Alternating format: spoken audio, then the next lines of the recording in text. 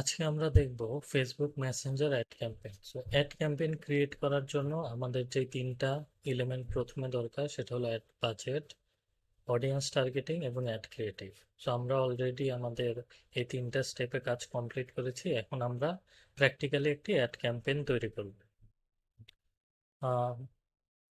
Ad campaign তৈরি করার জন্য প্রথমে আমাকে যেতে হবে অ্যাড ম্যানেজারের মধ্যে। অ্যাড ম্যানেজারে গিয়ে আমি যখন ক্রিয়েট অপশনটি সিলেক্ট করব, তখন এখানে আমাকে ক্যাম্পেইন অবজেক্টিভ সিলেক্ট করতে দিবে। ক্যাম্পেইন অবজেক্টিভ নিয়ে অলরেডি আমরা এর আগে আলোচনা করে ফেলেছি, তো এই ভিডিওতে আর এটা নিয়ে বিস্তারিত আলোচনা করতেছি না।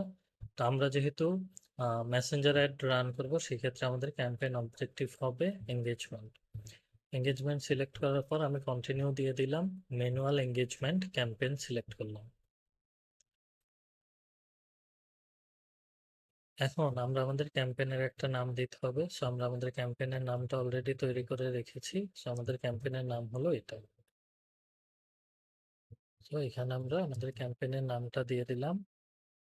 এরপরে আসা যাক, এখানে আমাদের অন্য কোনো কিছু চেঞ্জ করতে হবে না। ক্যাম্পেইন বাজেট, আমরা এই অ্যাডটার জন্য ক্যাম্পেইন বাজেট ইউজ করব, অ্যাড সেট বাজেট ইউজ করব না। সো ক্যাম্পেইন বাজেট সিলেক্ট করে দিলাম। এরপরে আমরা অ্যাড সেট লেভেলে চলে যাব। অ্যাড সেট লেভেলে যাওয়ার পর আমরা অ্যাড সেটের একটা নাম দিলাম, মেসেজিং অ্যাপ সিলেক্ট করলাম। মেসেজিং অ্যাপ সিলেক্ট করার পর আমরা এখানে একটা পেজ সিলেক্ট করে দিই। একটা পেজ সিলেক্ট করলাম। পেজ সিলেক্ট করার পর এরপর যদি আমরা নিচের দিকে যাই, সেক্ষেত্রে এখানে দেখা যাবে যে আমাদের স্কেজুলিং বা আমরা অন্য কোনো অপশন সিলেক্ট করব না, আমরা অরিজিনাল অডিয়েন্স অপশনে সুইচ করব। অরিজিনাল অডিয়েন্স অপশনে চলে গেলাম। অরিজিনাল অডিয়েন্স অপশনে গেলে আমরা যেই অপশনগুলো পাবো তার মধ্যে একটা হলো লোকেশন, এজ, জেন্ডার, আর হলো আমাদের ডিটেল টার্গেটিং এর যে অপশনটা আছে এটা পাবো। লোকেশনের ক্ষেত্রে আমরা বাংলাদেশি রাখবো। আমাদের এজ হলো 25 থেকে 45 এর ভিতরে।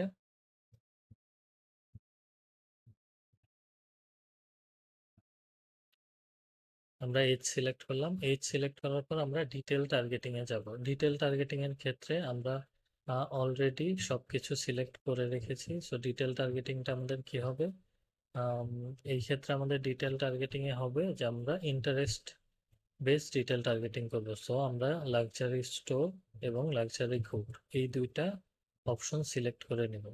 তো প্রথমে আমি দিলাম luxury store. Luxury store select করলাম। এর পরের অপশনে আমি সিলেক্ট করলাম লাক্সারি গুড। এই দুইটা ডিটেল টার্গেটিং অপশন আমি নিয়ে নিলাম।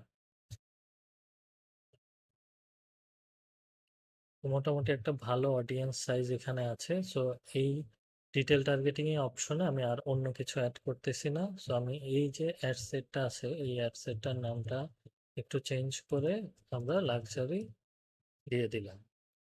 এটা পরবর্তীতে আরেকটা ভিডিওতে আলোচনা করা হবে যে আমরা একটা অ্যাড সেট, আপাতত একটা অ্যাড সেট তৈরি করতেছি, পরবর্তীতে আমরা আরো অ্যাড সেট তৈরি করবো এই ক্যাম্পেইনটার জন্য। সো এই ক্ষেত্রে এখানে আর আমরা কোনো ধরনের চেঞ্জ করব না। প্লেসমেন্টটা আপাতত হলো গিয়ে আমরা অটোমেটিক রাখি, পরবর্তীতে আমরা প্লেসমেন্ট নিয়ে আলোচনা করব। এরপর আসা যাক অ্যাড লেভেলে। অ্যাড লেভেলে গেলে আমি অ্যাড সিলেক্ট করব এবং এখানে আমাদের যে মেইন অ্যাডটা আছে বা ক্রিয়েটিভটা আছে এটা তৈরি করব। ক্রিয়েটিভটা তৈরি করার জন্য প্রথমে আমার যে জিনিসটা লাগবে সেটা হলো গিয়ে মিডিয়া। তো মিডিয়ার ক্ষেত্রে আমি একটা ইমেজ সিলেক্ট করে নিলাম। সো ইমেজটা আমি সিলেক্ট করলাম। আমার মিডিয়া সিলেক্ট করা হয়ে গেল। এরপরে আমাদের দরকার হলো প্রাইমারি টেক্সট আর হেডিং। প্রাইমারি টেক্সট আর হেডিং, প্রাইমারি টেক্সটটা কি, আমরা যখনই কোনো পোস্ট বা অ্যাড দেখি, অ্যাডের উপরে যে ক্যাপশনটা থাকে এই ক্যাপশনটাই হলো আমাদের primary text. So primary text আর হেডিংটা আমি অলরেডি তৈরি করে রেখেছি। সো আমাদের প্রাইমারি টেক্সটটা হলো এটা, যেটা আমি কপি নামের নিচে রেখেছি। সো প্রাইমারি টেক্সট আমি দিলাম। এটা হলো আমাদের প্রাইমারি টেক্সট। এরপরে আমি যেটা দিব সেটা হলো আমাদের হেডিং। আমরা একাধিক টেক্সট অ্যাড করতে পারি। এই ক্ষেত্রে আমরা টোটাল 5টা প্রাইমারি টেক্সট অ্যাড করতে পারবো। তো ফেসবুকের মতো বিভিন্ন অ্যাডের ইউজারকে বিভিন্ন ধরনের প্রাইমারি টেক্সট শো করে দেখবে যে কোনটাতে আমরা বেশি ভালো রেজাল্ট পাই। আমাদের প্রাইমারি টেক্সট অ্যাড করার পরে যে অপশনটা আসবে সেই অপশনটা আসবে হলো গিয়ে হেডলাইন। সো হেডলাইনের জন্য আমাদের এখানে অলরেডি হেডলাইন তৈরি করা আছে এই ক্যাম্পেইনটার জন্য। প্রথমে আমি আমার হেডলাইনটা বসিয়ে দিলাম, প্রথম হেডলাইন। তারপর আমি এখানে আরেকটা হেডলাইন ইউজ করব। সো আমি এখান থেকে সেকেন্ড হেডলাইনটা নিয়ে এই সেকেন্ড হেডলাইনটাও বসিয়ে দিলাম। সেখানে বলে রাখা ভালো যে আমরা আপ টু 5টা হেডলাইন ইউজ করতে পারবো এবং 5টা প্রাইমারি টেক্সট ইউজ করতে পারবো। বেশি হেডলাইন আর প্রাইমারি টেক্সট ইউজ করলে ফেসবুকে হেডলাইন ও প্রাইমারি টেক্সটগুলা বিভিন্ন কম্বিনেশন ইউজ করে দেখবে যে কোনটাতে রেজাল্ট ভালো হয়, যেটাতে সবচেয়ে বেশি মেসেজ পাওয়া যাবে ওই হেডলাইন এবং প্রাইমারি টেক্সটে ফেসবুক বেশি ইউজারকে শো করবে। এরপরে আসা যাক আমাদের call to action. Call to অ্যাকশনের ক্ষেত্রে আমরা ইউজ করব হলো গিয়ে মেসেজ। মেসেজ যেহেতু আমরা মেসেঞ্জারে রান করতেছি, সেক্ষেত্রে আমাদের কল টু অ্যাকশন মেসেজটাই সবচেয়ে ইফেক্টিভ। আর এই ক্ষেত্রে আমরা কল টু অ্যাকশনটা চেঞ্জ করব না। এখানে কল টু অ্যাকশনের আরও বেশ কয়েকটা অপশন আছে, কিন্তু আমরা যেহেতু মেসেজ ক্যাম্পেইন রান করতেছি সেক্ষেত্রে কল টু অ্যাকশনটা ক্লিয়ার রাখাটাই বেটার হবে। এরপরের যে সেকশনটা আসতেছে এটা হলো মেসেজ টেমপ্লেট।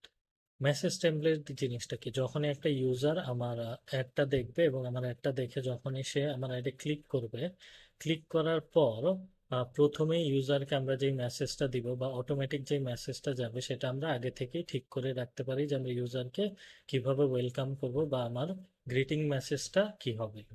প্লাস তার সাথে সাথে আমি বেশ কিছু এলিমেন্ট যেমন ফ্রিকোয়েন্টলি আস্কড কোশ্চেন বা এক্সট্রা কোনো ইনফরমেশন যেটা মোটামুটিভাবে সব ইউজারেরই জানতে হবে আমার কাছ থেকে প্রোডাক্টটা পারচেস করার জন্য, সেই ইনফরমেশনটা অ্যাড করে দিতে পারি।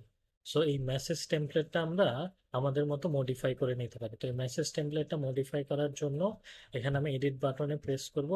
বাটনে প্রেস করলে প্রথমে আমরা দেখতে পাচ্ছি এখানে একটা প্রিভিউ দেখাচ্ছে। প্রিভিউটা দেখলে আমরা ক্লিয়ারলি বুঝতে পারবো আসলে এই টেমপ্লেটটা কিভাবে কাজ করতেছে। প্রথমে আমরা দেখতে পাচ্ছি যে এই টেমপ্লেটটা হলো গিয়ে আমার নাম সাথে সাথে হলো গিয়ে একটা মেসেজ অটোমেটিক পাঠিয়ে দিয়েছে। সো এই টেমপ্লেটটা তৈরির ক্ষেত্রে আমরা কিছু পার্সোনালাইজ ফিচার ইউজ করতে পারি। যেমন আমরা ইউজারের ফুল নেম বা ফার্স্ট নেম বা নিক নেম এই অপশনগুলো সিলেক্ট করতে পারি। সেই ক্ষেত্রে আমি প্রিফার করি ফুল নেম সিলেক্ট করা। তো আমরা কি করব, ইউজারকে একটা পার্সোনালাইজ মেসেজ সেন্ড করব শুরুতেই।